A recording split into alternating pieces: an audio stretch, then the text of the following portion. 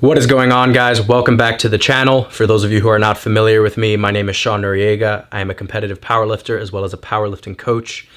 And I think today's topic is going to be particularly relevant to a lot of you guys out there. As a result of the COVID-19 pandemic, a lot of us are not able to train as a result of gym closings, and most people don't have access to home gyms. Everyone is buying up equipment online. Websites like Rogue and Titan and all these other places are out of stock for equipment.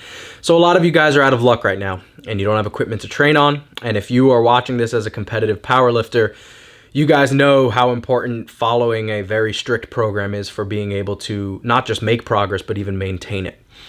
And there are a lot of coaches out there who are going to and have made comments like, you're not going to lose that much strength, you're not going to lose that much muscle. And I think there are a couple reasons why people might make these claims. The first one being that they might be trying to sell you some sort of home workout. Now, I don't think that kind of behavior is as prevalent in the powerlifting world as it is in other areas of fitness, but that is definitely one reason. The second reason being that they are aware of the heightened sensitivity you will have once you go back to training powerlifting style. So for the majority of people, once they come back, their progress will come back faster than it initially took them to get there. And then eventually they're not even going to really be thinking about what they lost during this time period. And the third reason is I think a lot of people out there are fragile and they can't really deal with the kind of negativity and the realization that they are going to get weaker during this time period. So I think people just want to give others a false sense of comfort during this time period. I'm not here to do that. I'm not here to sugarcoat things. I'm going to tell you the truth. If you have spent a month off of lifting, you've probably gotten a lot weaker. If you are spending over a month off of lifting, you've probably gotten a lot weaker and you are starting to lose muscle tissue. It is just a reality. There's really not much you can do about it in way of a home workout.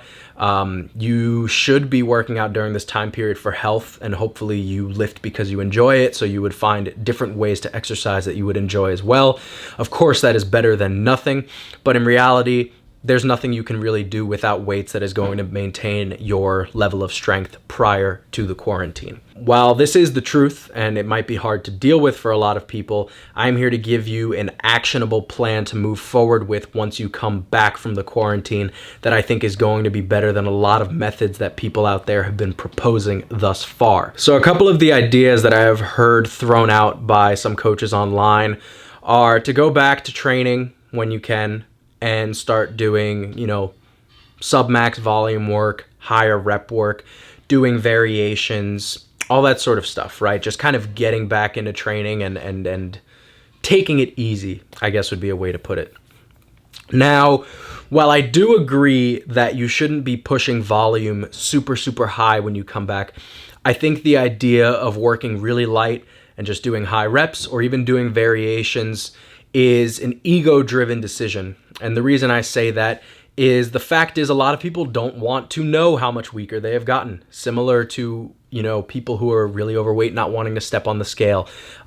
They want to just say, okay, I know that I'm, overweight, or I know that I've lost a lot of strength, right? But they don't want to know the magnitude to which they have lost their strength. Now, we compete in powerlifting. Our numbers are quantitative, our numbers don't lie, and our performance is directly dictated by these numbers. We should want to know these numbers and the changes in our performance if we want to maximize how good we are at the sport. So I think it's incredibly ego-driven, and it's almost ignoring what is best for you by just getting back into, doing super light 10s or super light 8s, or maybe you're doing front squats when you've never front squatted before, right? This recommendation to do these variations is ego-driven because a lot of people probably don't have a frame of reference for how strong their front squat would be during a time period prior to the quarantine, right? So if you come back, you're doing front squats with 185, you might be like, this is easy, but I don't really have a frame of reference, right? It masks your loss in performance because you just have no point of reference there, right? That is not my proposed method of getting better when you get back into the gym. I think that there is a much more precise way to go about this. I think there is a way to optimize getting back to where you were so that you can pick up training the way that you were prior to the quarantine. So before I get into the nitty-gritty program design of what I think is the most efficient and precise structure to get back into training after the quarantine, I first kind of want to talk about some of the science behind the relationship between progress and volume, and how you should be looking at your ability to manage volume a little bit differently post-quarantine compared to how you handled things pre-quarantine. Now, the way that I'm going to demonstrate this right now is with a graph showing the relationship between progress and volume. This information is pretty readily available online. For those of you who know who Eric Helms is, the Muscle and Strength Pyramid is an excellent resource. I've read it multiple times over, and the information is super readable, easy to follow. And this is a graph that they cite in the book that shows the relationship between progress and volume. So you'll notice that the y-axis is progress, the x-axis is volume, which is basically telling us that in order to make progress, we need to increase our volume, right? At this 0 point, obviously my graph doesn't start at 0 here, but we can't make progress if we're not doing sufficient volume, and eventually we kind of make our way up the graph in an increasing fashion, showing that as we increase volume, we are going to make more progress.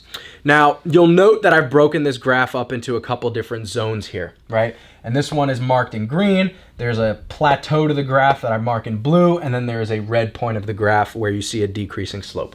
Now, the relationship between volume and progress is obviously not linear, otherwise we could just increase volume indefinitely and make indefinite progress. But for everybody, there is going to be a point where we can't make any more progress just by increasing the volume. In fact, we can sometimes see the opposite effect happen. So I want to talk about a couple of these different zones, and then talk about how your zones might be different now that you haven't been training for a while. So essentially, this first zone right here we'll call an area of sustainable volume, right? We'll call this point kind of the minimal effective dose, right? We can start making some progress at this point. We're probably going to be able to manage. We're probably going to be able to recover perfectly fine, but it's definitely not optimal because, as you can see, not making that much progress, right? At this point here, this is kind of the range for what is sustainable volume without experiencing any sort of fatigue, right? We are going to be making progress in this zone, and also based on the convexity, or this kind of curving up shape that we see on this part of the graph, not only do we make more progress when we increase the volume, but our rate of progress is also going to be higher at this point. So this is a range where the majority of our training should be. We want to be able to make progress without eliciting too much fatigue, without overreaching, and potentially risking, injury or reduced performance for too much time. I think it's gotten to the point where it almost is viewed as a necessity to train at your MRV. Now, your MRV, or your maximum recoverable volume, is going to be this plateau point right here, okay? So as you guys can see, I've demarcated this range as sustainable volume. And when we break past that at this point of inflection, where the graph goes from being convex to concave, this is a point at which we're still making progress, but we're probably going to be experiencing fatigue, and our rate of progress is going to start to go down, right? A lot of people would consider this the acute fatigue that we experience in training from week to week, where you might have a good session, and then the next session you might just be experiencing reduced performance. And it's somewhat predictable, but the fatigue is definitely there. Now, I think, like I said, it's gotten a little bit too popular to train at the MRV all the time.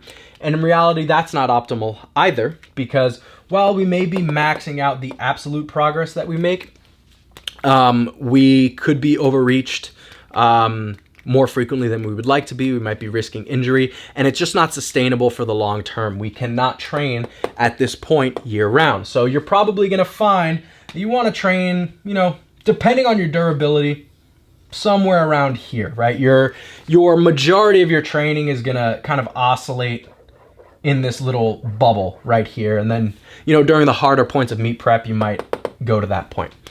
Okay. Now, working past your MRV, right, we see this maladaptation, decrease in progress, right, where we're essentially doing too much volume for us to handle, right? We're doing so much that our fatigue is so prevalent, our performance is going down, there's really no significant markers in our training that we're actually getting any better.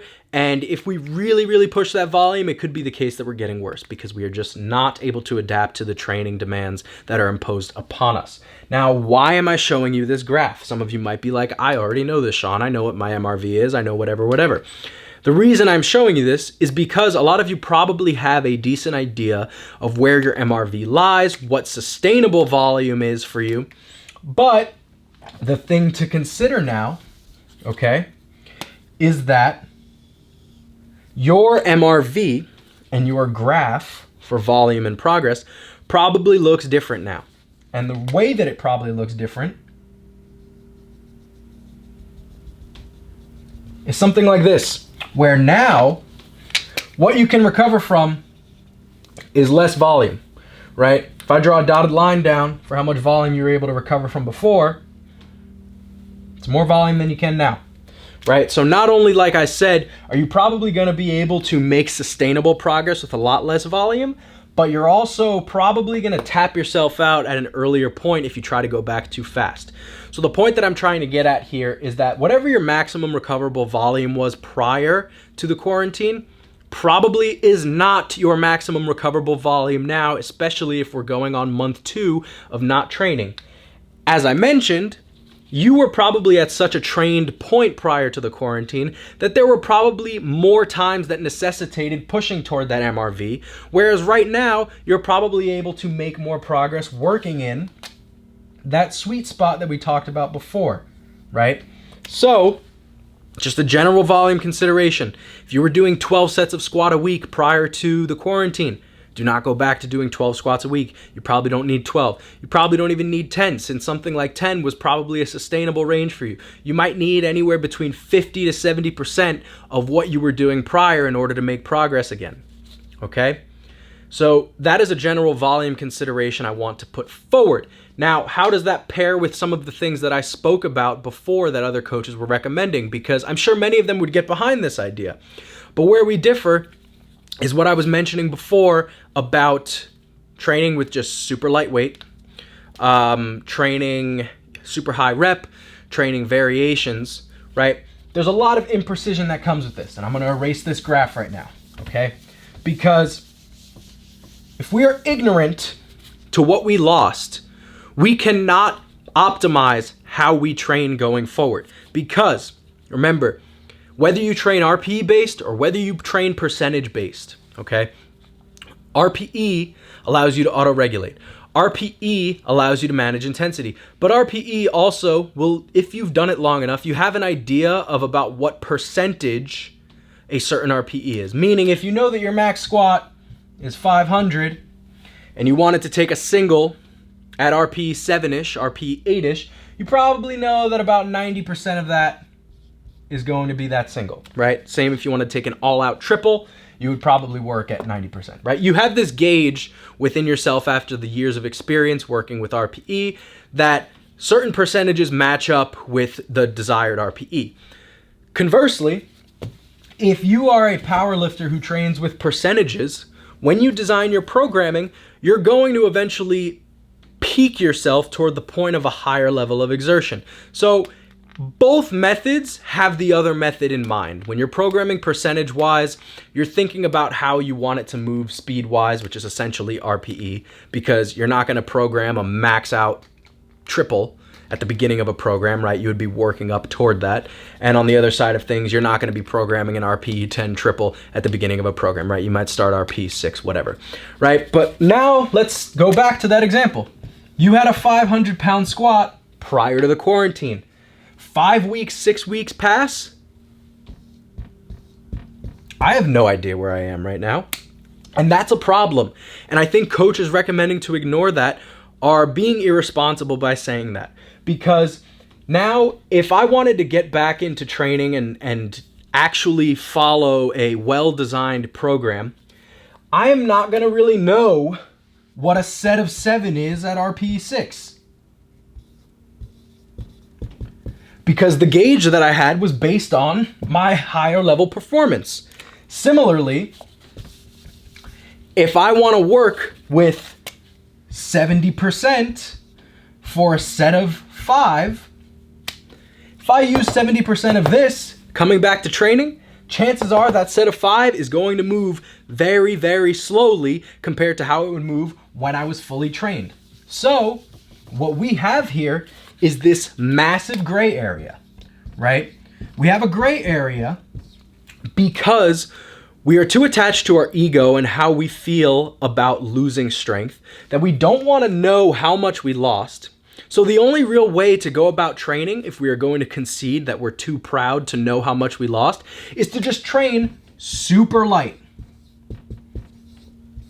And if we're just coming back training really, really light, we are wasting time. We are not maximizing the time given to us after we come back from the quarantine. Sure, we'll be able to get our feet back underneath us, and I don't dispute that getting back to training in a more sustainable way is better than getting back to training in a more aggressive way. But it is a spectrum, right? We could have this method of the bare minimum,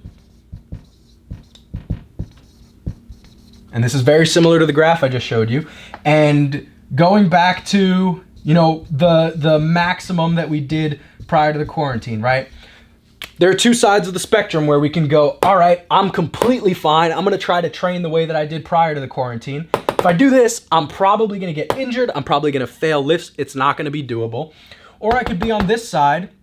And I think a lot of people are kind of biasing themselves toward this side, right? Where you're working light enough that you know, even if you lost a ton of strength, the RPE or intensity is not going to be super, super high for the sets that you do. But again, you're leaving so much to be desired by training in this range. And I think in reality, there is an optimal point where we can maximize the rate of our return to our previous level of strength. And I think the reason a lot of people out there are not willing to suggest that is they don't have a solution, because it actually requires very careful planning and programming considerations to get you to this point. But I have come up with a solution during this time period. So what I'm going to do now is walk through the program design for what I think is the best way to go back to training if you haven't been lifting during this quarantine. Now, to reiterate, I am going to go through some of the considerations that are part of this program design just to make sure that you guys understand it with the context that we're going to be working in. The first thing is sustainable frequency. As I mentioned, if you are a lifter who has historically squatted twice a week and you were considering going to 3 days prior to the quarantine, do not come back squatting 3 days a week. Do what was sustainable in the past when it comes to frequency. Same thing with bench. If you would historically bench 4 days a week and you saw me bench and you're like, oh, I'm going to try to bench 6 days a week like Sean does, don't do that. Go back to squatting, go back to benching 4 days a week. Do what was sustainable. The second thing is, at the beginning, you probably only need to be working anywhere between 50 to 70% of the total volume you were doing prior per lift. Now, this is going to increase as the weeks go on, but in the beginning, like I said, you are going to have a lower base and a heightened sensitivity to volume. You probably don't need to work that much. Depending on where you are in this range is going to be a factor based on your gender, your size, and your durability. And if you're a lifter who kind of eats up volume, you're super durable, you don't really get injured, working toward that higher end is probably okay. The same usually goes for female lifters, as they tend to be more durable and more receptive of volume. If you are a newer lifter, you probably don't need to work at 70%. If you're one of those bigger lifters who just takes a long time to recover, same deal, probably working toward that 50 to 60% is fine. And now the third consideration, which is going to be a common trend with what I'm going to show you going forward, is something that might surprise some of you. And it's that you're going to take conservative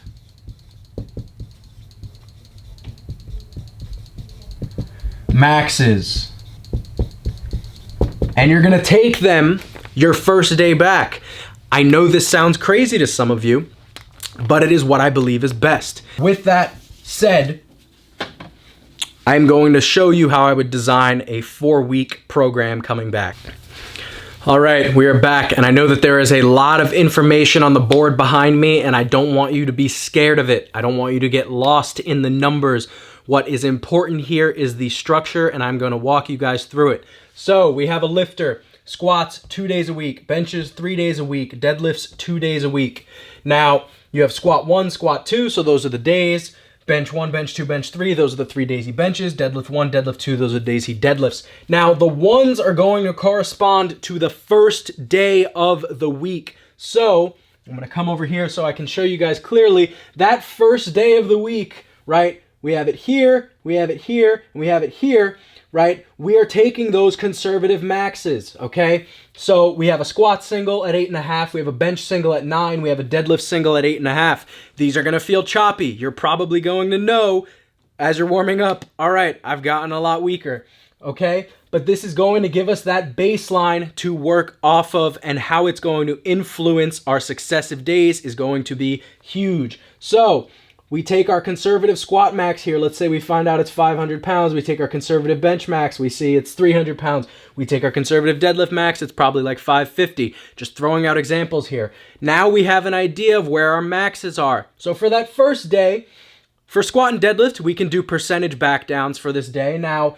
what percentage you work with on a certain day is obviously going to be up to you. It's also going to be dependent on what you want your RPE to be on that day. Obviously, we want to start more conservatively than we want to be aggressive, but the consideration is just that you're going to use those maxes to inform you what you should be working with for your back downs, right? So if I wanted a triple at RPE 7, right, I would know that even though I may be weaker than I used to be, the percentage of my max that I can work with has probably not changed much, if at all.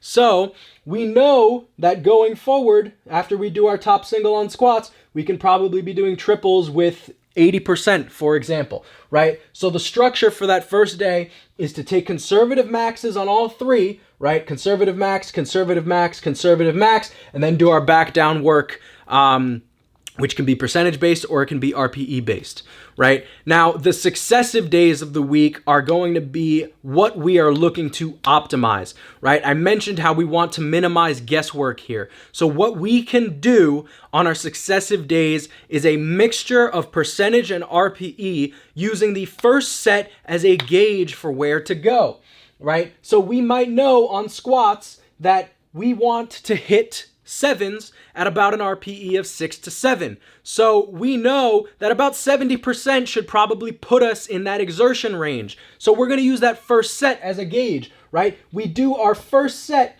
of 7 at 70% of that conservative max that we established earlier on in the week. Now, where we go from here is dependent on how that moves. If we find that that first set pretty much nails the RPE, it feels challenging, it's right on par with what our coach wants, we can repeat it. So if we needed to do successive sets of 7 at a certain percentage, or at a certain RPE rather, and that first set kind of nailed it, we can stay there.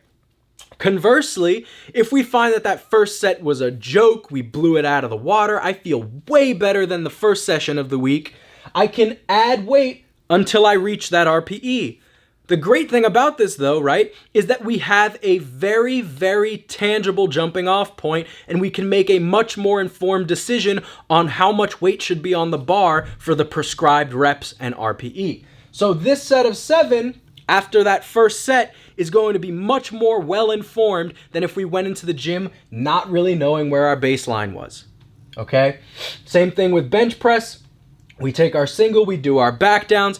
Now, for the successive days, I like programming bench press singles more frequently. I also think that the risk reward for bench press singles, you have a much lower risk with a much higher reward because the lift is just not as taxing. So you could take bench press singles coming back twice a week, maybe even 3 times a week. Just keeping in mind to keep those successive days a little bit more conservative. And you use the same method, right? We use a first set as a gauge. If it's super, super easy, right, and we want to approach the target RPE, we can go up, but we are much more well-informed when we make the decision to go up. We are more likely to nail it on the head in terms of RPE after having performed a first set that should be in that ballpark to begin with. And for many of you who might do percentage drops, right, that first set, if it's easy, would count as a percentage drop. right? Obviously you did it first, but it would satisfy that requirement of volume that is not necessarily in that 7+ RPE range. And the same thing goes for deadlift in that first week. We perform that top heavy single. We might do percentage back downs on that first day. And then that second day, that first set is going to be our performance gauge. If it is on point with the RPE prescribed, we can stay there for our successive sets if that's what the program calls for. And if it is really, really easy, we can go up.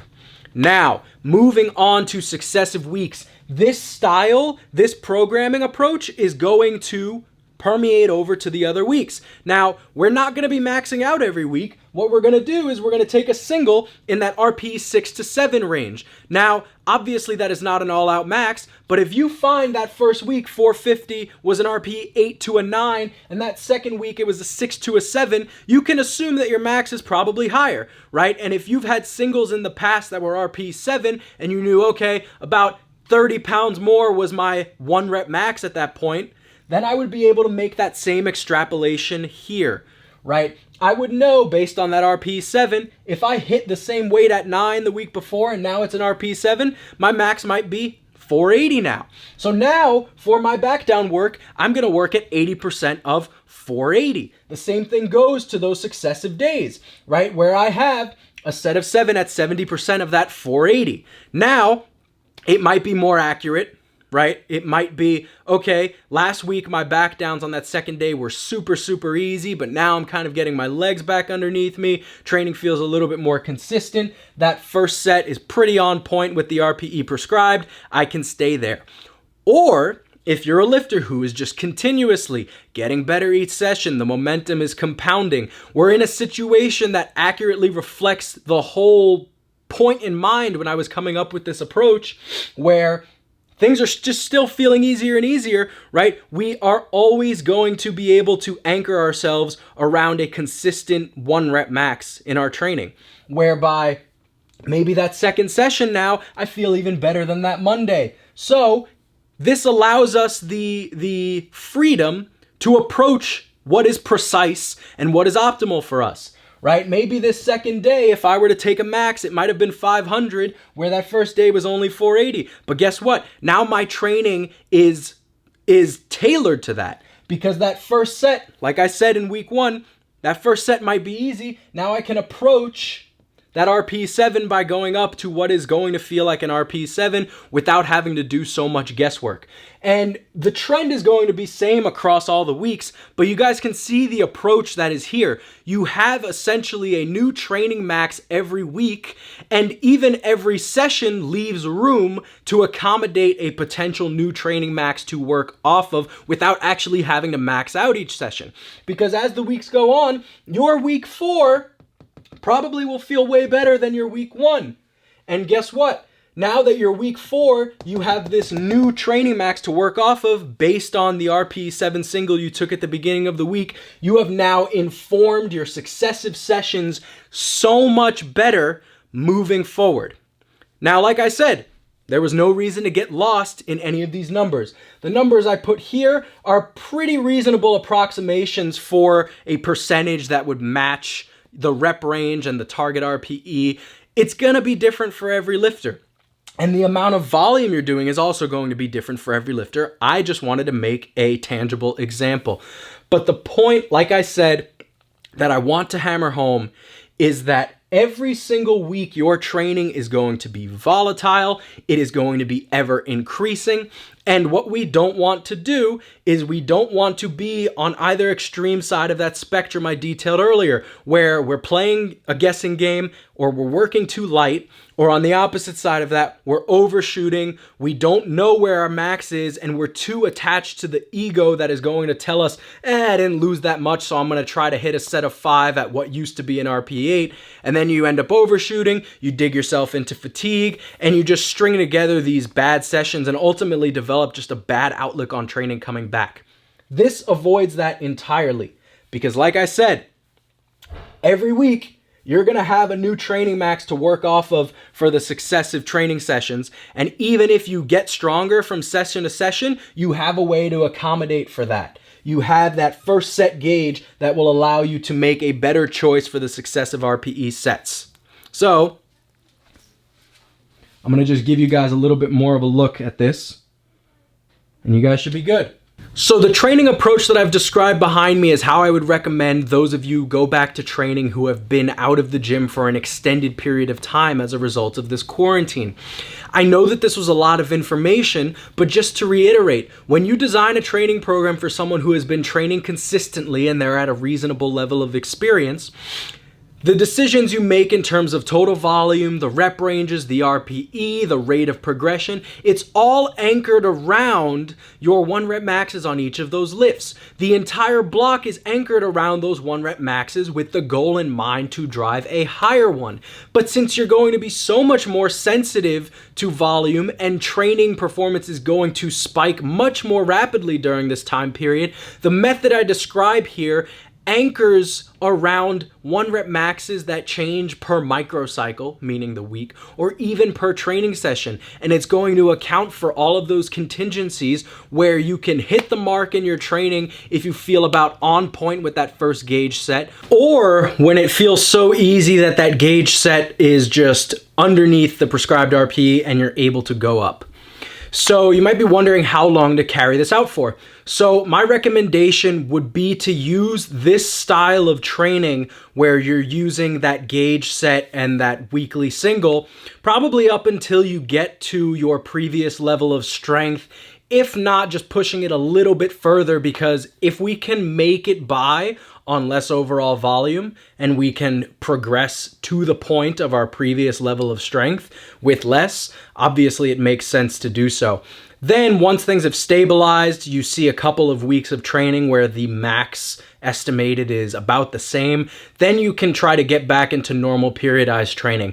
But this method is going to provide the stability that is not there in order to follow periodized training according to the RPEs or the intensities that the percentages would imply. Now, just as one final aside before I end this video, I'm sure some of you are going to be wondering about the rate of volume progression as well as the implementation of different variations for lifts.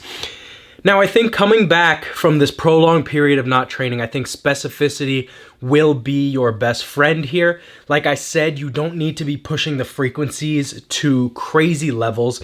However, I do think that because you have had such a long period of time not practicing the lifts, being as competition specific as possible is going to be very useful for you. In addition, in terms of accessories, I do think that some lower stress accessories are going to be very beneficial for you in ways that they may not have been prior. When it comes to variations of the lifts, like a pause deadlift, for example, if you are a sumo deadlifter who may benefit technique-wise from keeping them in, then I do recommend keeping those pause deadlifts in maybe on that secondary day. But considerations like this are taken on a case-by-case basis. And then when it comes to volume, of course, the rate of volume progression should also be individualized.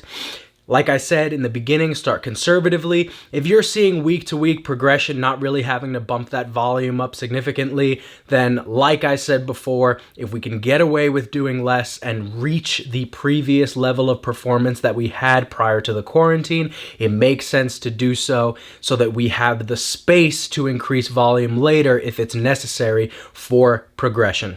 This was a very fun video to make, a lot of information covered, and it was honestly a great experience for me because it challenged my ability to teach and get points across effectively. So thank you guys for that. I love that there's this demand for me to put out informative content because it challenges me and ultimately makes me a better coach, and then I'm able to help so many of you guys out there. So thank you guys so much for watching. Don't forget to like, comment, share, subscribe. Remember, there are no bad days, and I will see you guys in the next video.